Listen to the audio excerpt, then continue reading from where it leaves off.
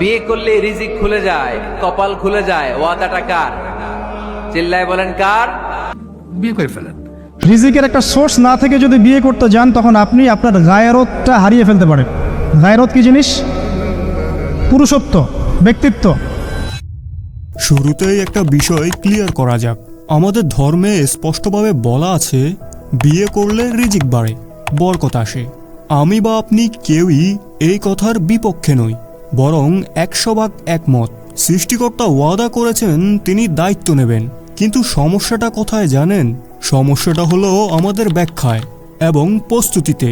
রিজিক আসমান থেকে আসবে, কিন্তু সেটা ধরার জন্য তো আপনার হাতে একটা পাত্র থাকতে হবে, তাই না? আপনি যদি ফুটো পাত্র নিয়ে সাগরের সামনেও দাঁড়ান, আপনি জল ধরে রাখতে পারবেন না। আপনি কি জানেন আপনি কেন ক্যারিয়ার গড়ার চেয়ে প্রেম বা বিয়ের কথা বেশি ভাবেন? কেন পড়ার টেবিলে বসলে আপনার ঘুম আসে, কিন্তু প্রিয় মানুষটার সাথে চ্যাটিং করতে গেলে রাত পার হয়ে যায়?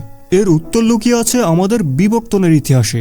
পৃথিবীর বয়স প্রায় 450 কোটি বছর, আর মানুষ এই পৃথিবীতে এসেছে মাত্র 3 লক্ষ বছর আগে।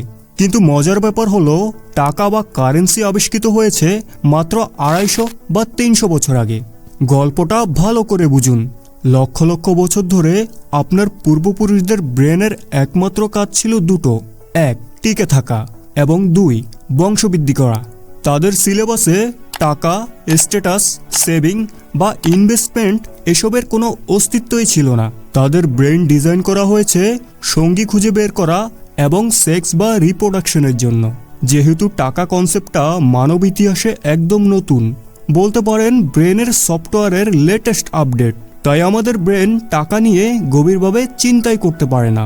ফলে আজ 2026 সালে এসেও যখন আপনি রাস্তা দিয়ে হাঁটেন, আপনার চোখ অটোমেটিকলি সুন্দর কোনো মেয়ে বা ছেলের দিকে চলে যায়। এটা আপনার দোষ না, এটা আপনার ব্রেনের লক্ষ বছরের প্রোগ্রামিং। আপনার ব্রেন আপনাকে সিগন্যাল দিচ্ছে বংশবৃদ্ধি করো, সঙ্গী খোঁজো, এটাই তোমার কাজ।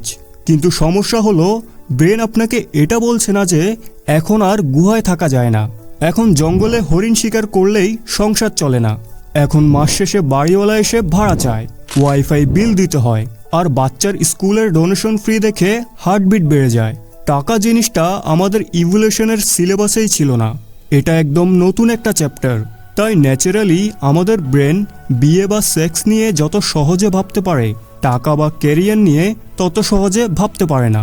আর ঠিক এই জায়গাতেই 95% মানুষ ভুল করে। তারা ব্রেনের আদিম ডাকে সাড়া দিয়ে ক্যারিয়ারের গোল্ডেন টাইমটা রিলেশনশিপ মেনটেন করতে বা আর্লি ম্যারেজ করে সংসার সামলাতে ব্যয় করে ফেলে। এখন অনেকেই বলবেন, ভাই ধর্মে তো বলা আছে বিয়ে করলে রিজিক বাড়ে, আল্লাহ ওয়াদা করেছেন। আমি একমত, 100% একমত।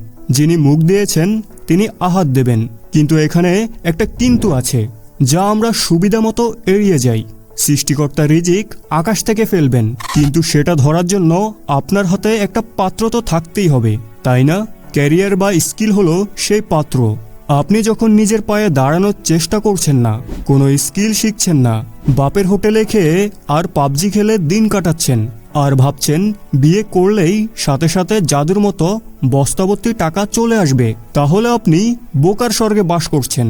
মনে রাখবেন, প্রাচীনকালে মানুষের চাহিদা ছিল অন্ন, বস্ত্র, বাসস্থান, আর এখন চাহিদা হলো অন্ন, বস্ত্র, বাসস্থান, চিকিৎসা, শিক্ষা, ইন্টারনেট, সোশ্যাল স্ট্যাটাস এবং ইমার্জেন্সি ফান্ড।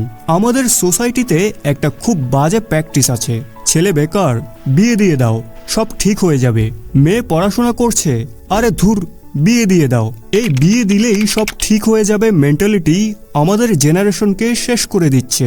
বিয়ে কোনো রিহাব সেন্টার না যে এখানে আসলে আপনার বেকারত্ব দূর হবে বা চরিত্র ঠিক হবে।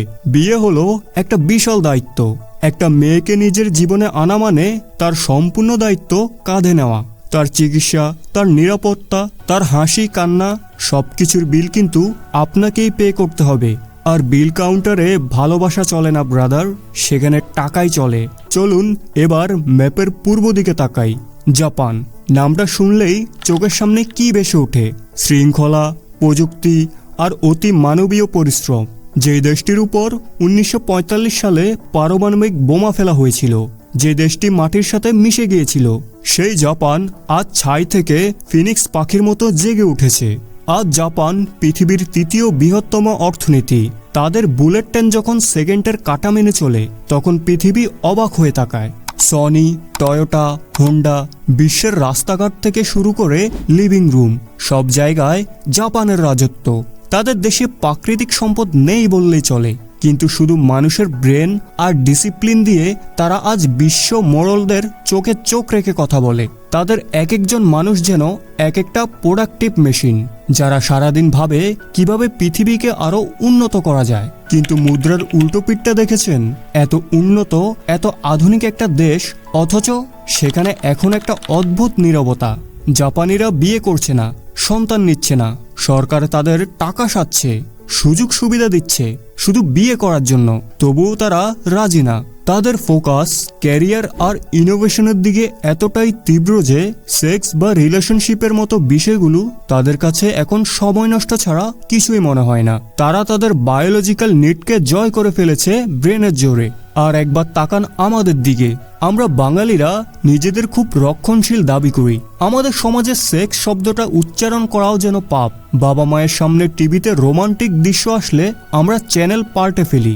আমরা ভান করি যেন আমরা এসবের কিছুই বুঝি না। আমরা খুব লাজুক, তাই না? কিন্তু পরিসংখ্যান কি বলছে? আমরা যদি এতটাই লাজুক হতাম আর বিয়ে সেক্স নিয়ে এতটাই অনাগ্রহী হতাম, তবে আমাদের এই ছোট্ট দেশে 18 কোটি মানুষ আসলো কোত্থেকে? আমাদের জনসংখ্যা তো জ্যামিতিক হারে হুড় করে বাড়ছে। পার্থক্যটা খুব সিম্পল এবং নিষ্ঠুর। জাপানিদের জীবনের লক্ষ্য আছে, তাদের ব্রেন ব্যস্ত থাকে নতুন কিছু সৃষ্টি করতে, তাই তাদের ব্রেন প্রযোজনের কথা ভাবার সময় পায় না। আর আমাদের দেশের সিংহভাগ তরুণের জীবনে কোনো ভিশন নেই, কোনো বড় স্বপ্ন নেই। যখন মানুষের ব্রেন ক্রিয়েটিভ কিছু করার সুযোগ পায় না, তখন সে তার সমস্ত এনার্জি ঢেলে দেয় রিপ্রোডাকশন বা বংশবৃদ্ধির দিকে। আমরা মুখে লজ্জা পাই ঠিকই, কিন্তু আমাদের অবচেতন মন বা সাবকনসিয়াস মাইন্ড সারাদিন ওই একটা বিষয় নিয়েই পড়ে থাকে। আর ঠিক এই কারণেই উন্নত দেশগুলোর জনসংখ্যা কমে, আর আমাদের মতো কর্মবিমুখ জাতিগুলোর জনসংখ্যা বানের জলের মতো বাড়ে। এটা কোনো কাকতালীয় ঘটনা নয়, এটা পিওর সায়েন্স। এবার সিদ্ধান্ত নেওয়ার আগে একটা সহজ অঙ্ক করি।